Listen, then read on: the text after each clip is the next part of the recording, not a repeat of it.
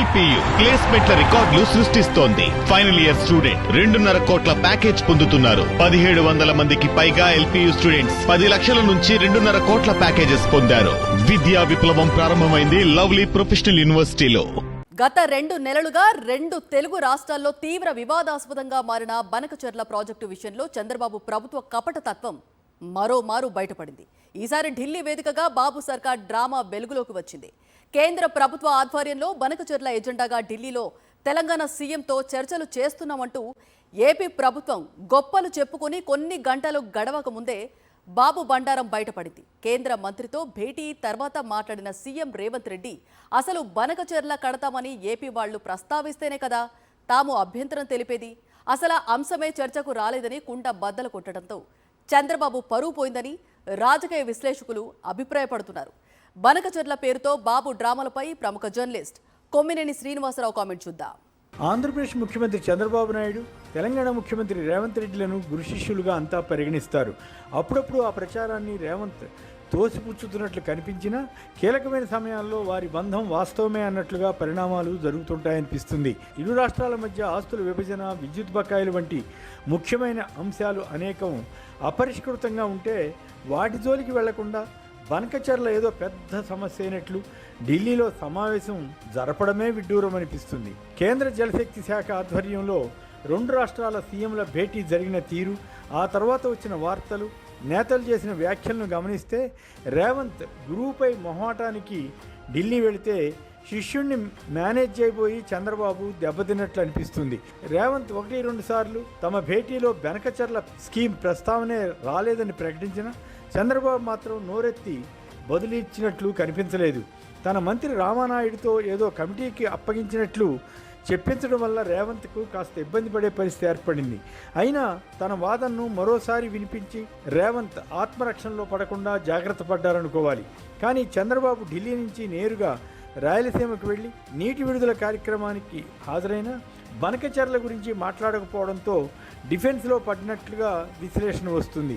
బనకచెర్ల పేరుతో ప్రజలను చంద్రబాబు మోసం చేస్తున్నారని వైసీపీ నేతలు విమర్శించే ఆస్కారం ఏర్పడింది. మాజీ మంత్రి అంబటి రాంబాబు ఈ విమర్శనే నేరుగా చేశారు. ఏపీలో పోలవరం నుంచి బనకచెర్ల క్రాస్ వరకు నీటిని తరలింపు ప్రాజెక్టు గురించి చంద్రబాబు గత కొద్ది నెలలుగా విస్తారంగా ప్రచారం చేస్తున్నారు. దాన్ని తీవ్రంగా వ్యతిరేకిస్తూ తెలంగాణలోని వివిధ రాజకీయ పక్షాలు, ముఖ్యంగా కాంగ్రెస్, బీఆర్ఎస్లు పోటాపోటీ విమర్శలు చేసుకుంటున్నాయి. నిజానికి ఈ ప్రాజెక్టు ఆచరణలో అమలు కావడం చాలా కష్టమని అంతా భావిస్తున్నారు. అందులోనూ కీలకమైన పోలవరం ప్రాజెక్టు ఎత్తును 150 అడుగుల నుంచి 135 అడుగులకు తగ్గించడానికి చంద్రబాబు సర్కార్ అంగీకరించిందన్న వార్తల నేపథ్యంలో ఆ సందేహం మరింతగా బలపడుతుంది. దీనివల్ల ఏపీకి తీరని నష్టం జరుగుతుందని నిపుణులు చెబుతున్నారు. దాన్ని డైవర్ట్ చేయడానికి చంద్రబాబు వ్యూహాత్మకంగా బనకచెర్ల డ్రామాకు తెరదీయగా పరోక్షంగా రేవంత్ సహకరించారన్న విమర్శలకు గురయ్యారు. సీఎంల భేటీలో బనకచెర్ల ప్రాజెక్టు ఎజెండాపై తాము అంగీకరించడం లేదని తెలంగాణ ప్రభుత్వం కేంద్రానికి తెలిపింది. అనుమతి లేని ప్రాజెక్టులపై చర్చ అసమంజసమని కూడా అభిప్రాయపడింది. ఇప్పటికే Polavaram project authority, Godavari board అభ్యంతరాలు వ్యక్తం చేసిన విషయాన్ని గుర్తు చేసింది. దీంతో ఎజెండాలో బనకచెర్ల ప్రాజెక్టు ఉంటే రేవంత్ వెళతారా లేదా అన్న ప్రశ్న వచ్చింది.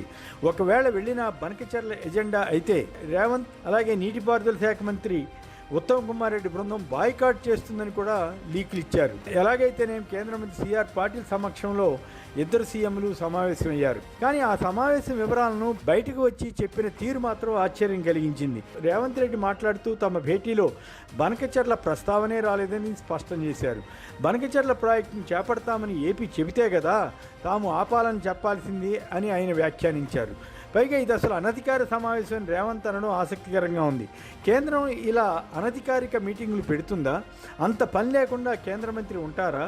ఈ మాత్రం దానికి హైదరాబాద్లోనో అమరావతిలోనో భేటీ జరుపుకున్నా సరిపోతుంది కదా అన్న ప్రశ్న ఉత్పన్నమవుతుంది. అయితే 2 రాష్ట్రాల నీటి సమస్యలపై కేంద్ర కమిటీ ఏర్పాటు చేస్తుందని ఆయన అన్నారు. సీఎంలు పరిష్కరించుకోలేని సమస్యలను అధికారులు తీర్చగలుగుతారా అనే సందేహం సహజంగానే వస్తుంది. అది వేరే విషయం. రేవంత్ వ్యాఖ్యలకు భిన్నంగా ఏపీ నీటిపారుదల శాఖ మంత్రి నిమ్మల రామానాయుడు కొన్ని విషయాలు మీడియాకు చెప్పారు. బనకచెర్లకు సంబంధించి సాంకేతిక అంశాలను కూడా దృష్టిలో ఉంచుకుని కమిటీ వేయాలని ఈ సమావేశం నిర్ణయించినట్లు చెప్పారు. అది నిజమా కాదా అన్నది ఇప్పుడు చర్చనీయాంశం అయింది. కేంద్ర జలశక్తి శాఖ పీఐబీ ద్వారా విడుదల చేసిన ప్రకటనలో కూడా బనకచెర్ల గురించి ఏమీ తెలపలేదు. దాంతో చంద్రబాబు బృందం ఇన్నాళ్ళు చేసిన హడావుడి అంతా ఒట్టిదేనా అన్న విమర్శలు వస్తున్నాయి. అదే టైంలో రేవంత్ చెప్పిన దానిలో ఎంతవరకు వాస్తవం ఉందన్న ప్రశ్నను బీఆర్ఎస్ లేవనెత్తుతోంది. సీఎంల భేటీ ఎజెండాలో బనకచర్ల అంశం ఉందని మాజీ మంత్రి హరీష్ రావు అంటున్నారు. సంబంధిత ఎజెండాలో ఈ అంశం ఉన్నా దాని గురించి ఎవరూ మాట్లాడలేదా? తెలుగుదేశం మీడియాలో ఏపీ ఎలక్షన్లో చంద్రబాబు బనకచర్ల గురించి మాట్లాడారని, తెలంగాణ ఎలక్షన్లో ఆ ఊసే లేదన్నట్లుగా కథనాలు ఇచ్చాయి.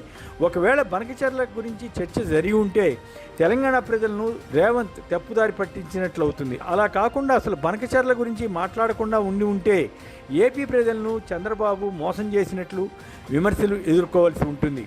రేవంత్ చేసిన ప్రకటనపై చంద్రబాబు వివరణ ఇవ్వాలి. అలాగే ఏపీ మంత్రి వ్యాఖ్యలపై తెలంగాణ స్పందించాలి. కొంతమేర రేవంత్ స్పష్టత ఇచ్చినా చంద్రబాబు నోరు మెదపలేదు. ఇది అనుమానాలకు దారితీస్తోంది. ఏపీలో టీడీపీ ప్రభుత్వానికి, తెలంగాణలో కాంగ్రెస్ ప్రభుత్వానికి మధ్య మ్యాచ్ ఫిక్సింగ్ ఉందన్న అభిప్రాయం వ్యాప్తిలో ఉంది. దానికి ఇప్పుడు బీజేపీ కూడా తోడైనట్లు అనిపిస్తుంది.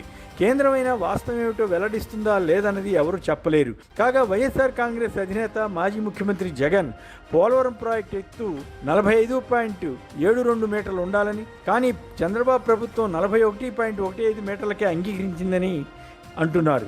ఈ నీటి మట్టానికే పోలవరం పరిమితం అయితే బనకచర్ల ప్రాజెక్టుకు నీరు ఎలా అందుతుందని ఆయన ప్రశ్నించారు. దీనికి కూడా చంద్రబాబు ప్రభుత్వం జవాబు ఇవ్వాల్సి ఉంటుంది. కానీ అన్నిటికీ డబాయించడమే పద్ధతిగా పెట్టుకున్న చంద్రబాబు టీం వీటిపై ఎంతవరకు వాస్తవాలు వెల్లడిస్తుందన్నది సందేహమే. ఏతావాత చంద్రబాబు ఏపీ ప్రయోజనాలను పణంగా పెట్టి మళ్ళీ 2 కళ్ల సిద్ధాంతం ఆలపించినట్లుగా టీడీపీ మీడియాలో రాయించుకున్నారా అన్న భావన కలుగుతుంది.